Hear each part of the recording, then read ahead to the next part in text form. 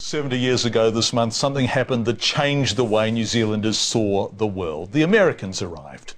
World War II had been underway for 3 years by then, and many young New Zealand men had already gone to war. So when the Americans arrived with their accents, their flash uniforms, their dance music and their charm, well, you know what happened.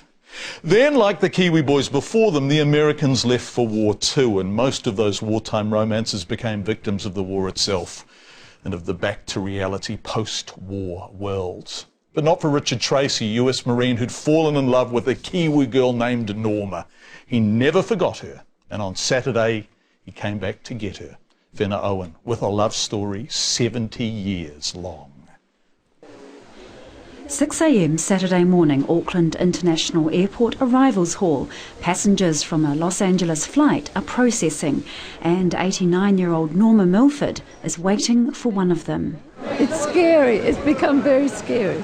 She's waiting for a 91-year-old guy she last dated on March the 2nd, 1943. For both of them, a lifetime has passed since then. We just thought we spotted him, but that wasn't him. It's the wrong one. It's the wrong one, because you haven't seen him for a while, have you? No. It's 69 years ago since he was a dashing Marine, so it could be slightly different. Richard Tracey from Dayton, Ohio, first travelled to New Zealand on the USS Wakefield. An hour has passed since he landed on the Boeing 777, but still no sign of him. Then suddenly, he's there.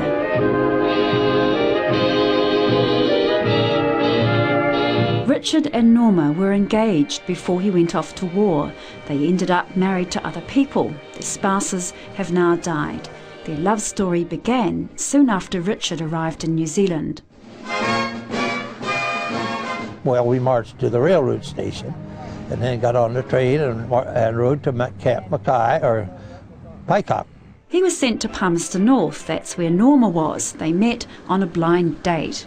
We walked into the lounge and he just looked so handsome. To look at this young, beautiful girl with all the with all the curves and the right places. We also used to go to the Majestic Cabaret. That was the place, and it used to be full of Americans. We would have biked out there. Did we take a picnic? Yeah. Did we? Did you fix a picnic? Yes, of course I did. After months of dating, Norma was admitted to hospital with meningitis. Richard searched for her to tell her he was off to war the next day. Give me 1 dozen roses. That was the song of the time. Give me 1 dozen roses, put my heart in beside them, and send them to the one I loved. I had been already assigned to this ship to leave the next day, but somehow her mother got a hold of me and said that Norma was in the hospital and was very ill.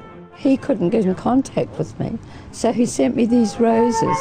She'll be glad to receive them. Richard was deployed with the 1st Division Marines to Western Melanesia to the Battle of Cape Gloucester and Peleliu. With such high casualties among his men, Richard didn't know if he would survive the Pacific War. He called off the engagement. And then I decided to write her that just forget about this. A lot of boys did that. They would write home and say, anything can happen. If you meet somebody else, go ahead. Upon Japanese surrender, Richard returned to Ohio, awarded with 2 Purple Hearts. Norma remembers celebrating VJ Day in Wellington. But everybody was hugging everybody and kissing everybody. And we spent the whole sort of day wandering around. And Did you think about Richard? yes, of course I did, yeah.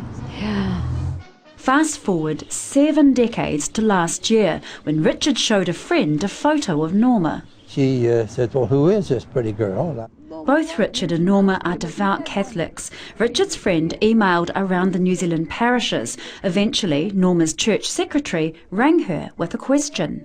She said, did you ever know an American Marine? And I said, yes. She said, were you engaged to one? And I said, yes, but he'd be dead long ago. And she said, well, actually, he's not. Since last year, the former Marine and his Kiwi sweetheart have been in a long-distance relationship, to the delight of his family. He says, I think I want to go to New Zealand. And I said, yes! Norma's daughter Robin Ann has known about Richard all her life.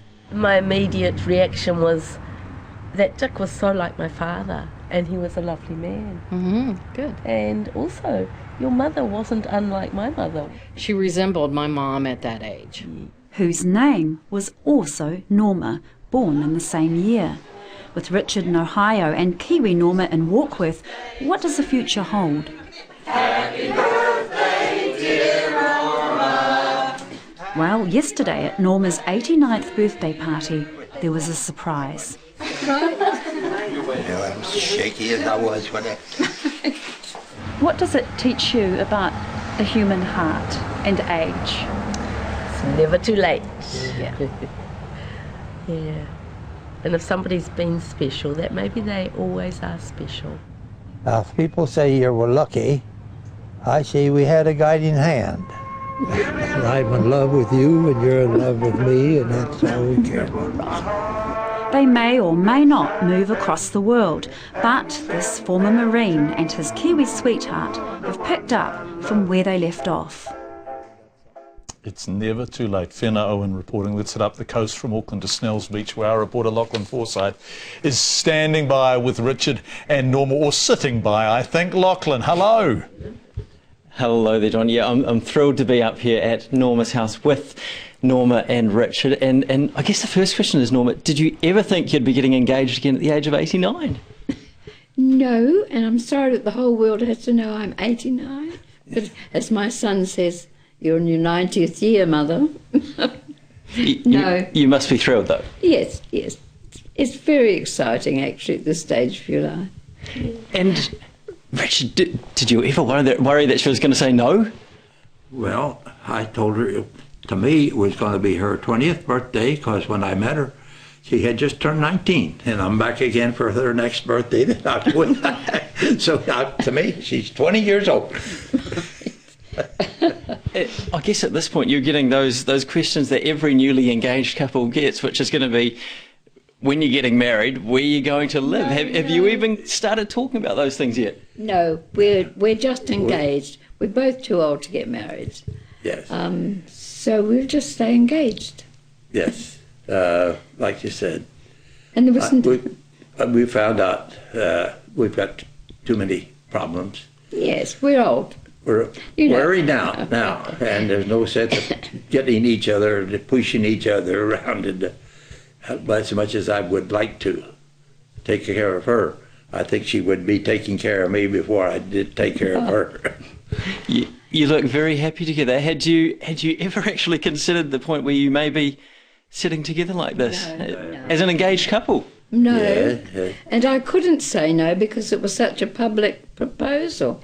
All the family were there, nieces, great nieces, children, grandchildren, and Exactly. I couldn't have said no, could I? It was... You probably wouldn't have wanted to ask if it was just her and her own then, by the sounds of things. Well, it's actually my second proposal. I had proposed to her in 1943 on Right. January 22nd. That's right. Yes. Yeah. Well, we're absolutely thrilled for the both of you, and we wish you the best of luck with the rest of your lives together. Thank you. Yeah, thank you very much. Thank you very much. We'll be in touch. On that happy note, John, we'll head it back to you. Well, there's a happy note. Lachlan, thank you so much. Richard and Norma, we do really wish you all the best. That's a beautiful story, a love story, 70 years long.